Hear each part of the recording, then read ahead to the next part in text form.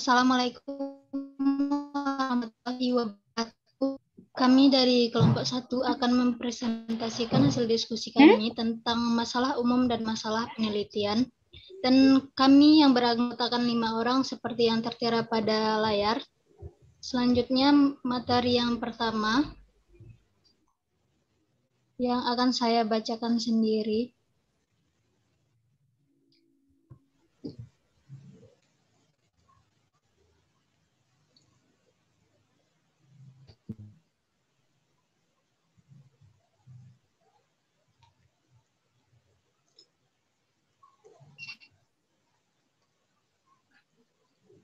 Yaitu tentang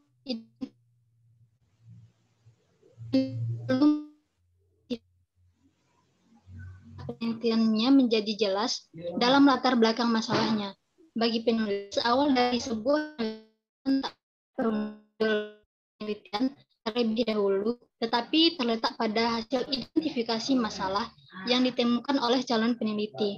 Judul penelitian dapat dapat dirumuskan kemudian ketika masalah penelitian sudah diidentifikasi oleh calon peneliti. Jika calon peneliti sudah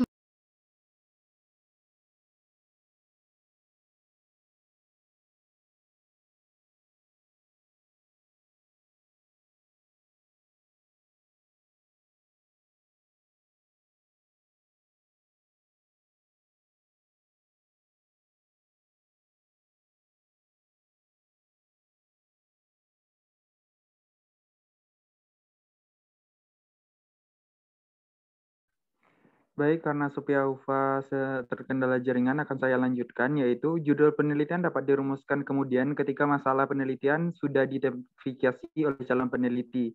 Jika calon peneliti sudah menemukan masalah yang akan ditelitinya, maka calon peneliti dapat melanjutkan langkah-langkah penelitian sebagai berikut. Ada 3 karakteristik yang perlu diperhatikan dalam mengidentifikasi masalah. Yang pertama adalah layak teliti, yang kedua adalah mempunyai nilai teoritis dan praktis, yang ketiga ada realistis, yang keempat adalah keaktualan dan keterbaruan atau keorisinilan. Menurut Toha dan Muhammad Duri, modul penelitian. Selanjutnya saya kembalikan kepada Sophia Ufa.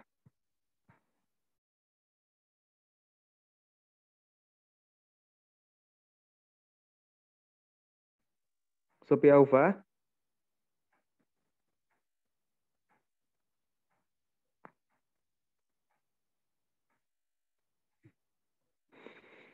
Baik, selanjutnya materi akan dilanjutkan oleh Nurul. Kepada Nurul, disilakan.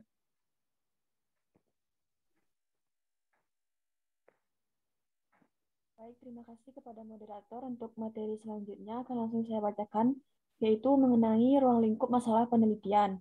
Menurut Maisrilena DKK tahun 2020, ada beberapa cara membatasi masalah penelitian, yaitu sebagai berikut. Yang pertama, pembatasan masalah dalam metode penelitian kuantitatif. Yang kedua, pembatasan masalah menggunakan metode penelitian kualitatif. Dan yang ketiga, pembatasan masalah menggunakan metode penelitian tindakan kelas. Yang keempat, pembatasan masalah menggunakan metode R dan D.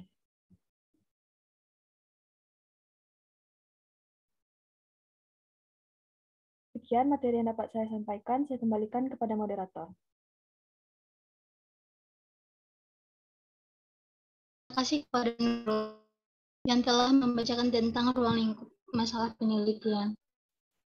Selanjutnya, materi yang akan disampaikan oleh Ulfa Sukmayanti. Kepada Ulfa, disilahkan.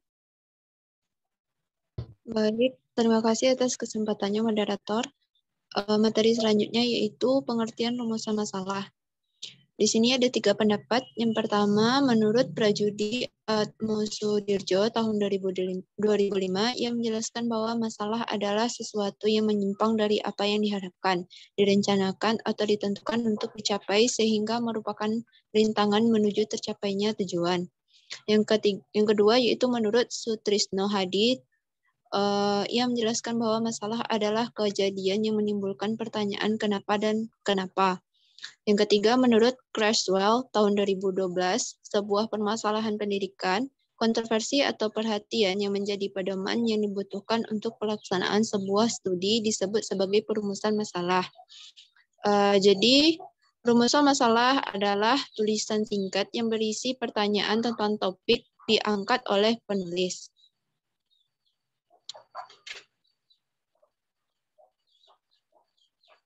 Selanjutnya itu fungsi perumusan masalah. Yang pertama yaitu sebagai pendorong suatu kegiatan penelitian menjadi diadakan atau dengan kata lain berfungsi sebagai penyebab kegiatan penelitian itu menjadi ada dan dapat dilakukan. Yang kedua sebagai pedoman, penentu arah atau fokus dari suatu penelitian. Yang ketiga sebagai penentu jenis data macam apa yang perlu dan harus dikumpulkan oleh peneliti, serta jenis data apa yang tidak perlu dan harus disisihkan oleh peneliti. Dan yang terakhir, dengan adanya perumusan masalah penelitian, maka para peneliti menjadi dapat dipermudah di dalam menentukan siapa yang akan menjadi populasi dan sampel penelitian. Sekian materi dari saya kembalikan kepada moderator. Terima kasih kepada Ulfa yang telah membacakan materi tentang fungsi perumusan masalah. Kemudian materi yang terakhir tentang strategi penulisan perumusan masalah yang akan disampaikan oleh Diva Zani. Kepada Diva, disilahkan. Baiklah, terima kasih kepada moderator. Saya akan menjelaskan tentang strategi penulisan perumusan masalah. Yang pertama adalah topik penelitian, yang kedua perumusan masalah, yang ketiga pembenaran akan pentingnya sebuah permasalahan yang ditemukan pada penelitian, yang keempat kekurangan dalam pengetahuan yang ada mengenai masalah. Baiklah, sekian materi dari saya kembalikan kepada moderator.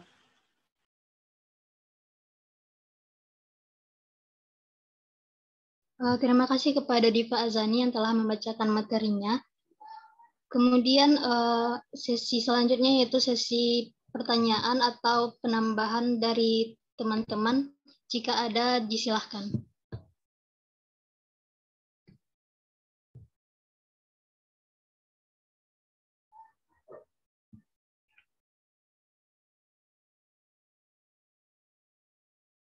Sepertinya tidak ada tambahan ataupun pertanyaan dari teman-teman. Baiklah, kami tutup sesi presentasi dari kelompok 1 hari ini.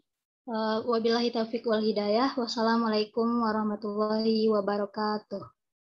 Waalaikumsalam warahmatullahi wabarakatuh.